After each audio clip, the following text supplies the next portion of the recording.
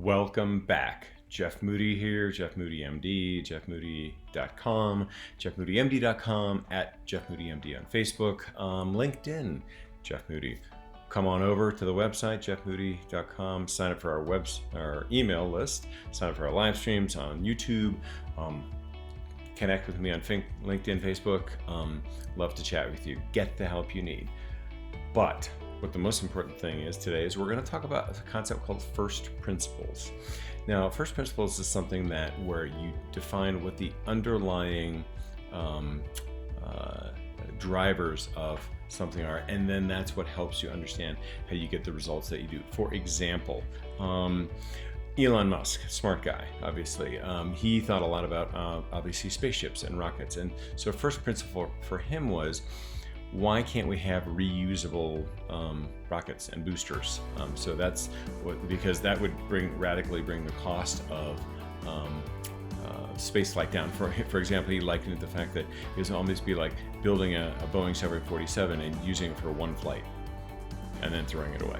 So the SpaceX concept is basically reusable parts and bring the price of space travel down to a reasonable place. That at some point, people will be allowed to go into space commercially for maybe not much more than a plane ticket. So that's a first principle. I think first principles, as it applies to burnout, is really, to me, it's like, how do you get to the why of burnout, and then what do you do about it? So I think for me, the first principles for burnout is that you are constantly putting yourself second and someone else, which in the patient's, from the patient's perspective, that's great, but a lot of times it's maybe your employer or your healthcare system or your EMR. Something else is getting in the way, and you put that first ahead of yourself. And so what I would like to talk about today, or what I would like to do, is for you to get at maybe the first principles for you, for your burnout. But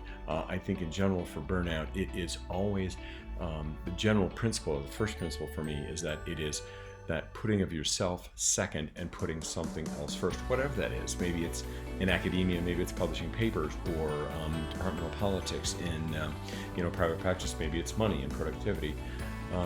What are you putting first in front of yourself and your ability to enjoy your work and your life, and then move on?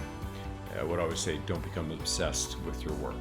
So think about what you're putting first in front of yourself, and then think about ways to change that. I think for me, it was giving myself time and permission for myself. So number one, time to work out was an easy one, and permission that I was actually mentally okay. I had to give myself the check mark and give myself that permission to go ahead and work out. And once I did that, it became an easy part of my habit and my day. Before I did that, I was always kind of like squeezing it in on the side and doing it once or twice a week, only when I felt like it. Once I gave myself permission to put myself first, then that became much better. And I think almost like maybe what I want to say, disciplining a petulant child or a difficult child. Sometimes you have to discipline burnout and put it in its place and put the appropriate first principles or the priorities on yourself, because if there's none of you left, then there's none of yourself, and there's nothing left for anyone else, including your patients. So it's a little bit of a philosophical discussion today, but think about your first principles. Think about what you can do to wrest control and have your first principles have priority and consideration of yourself, and then everything else is a secondary principle or secondary consideration after that. This is our weekly Talking About Burnout video tip. Come on over, sign up for our email list so you don't miss these. jeffmoody.com, the Doctor's Burned Out, Physician's Guide to Recovery. Please raise your hand and avail yourself of the help that you need, okay?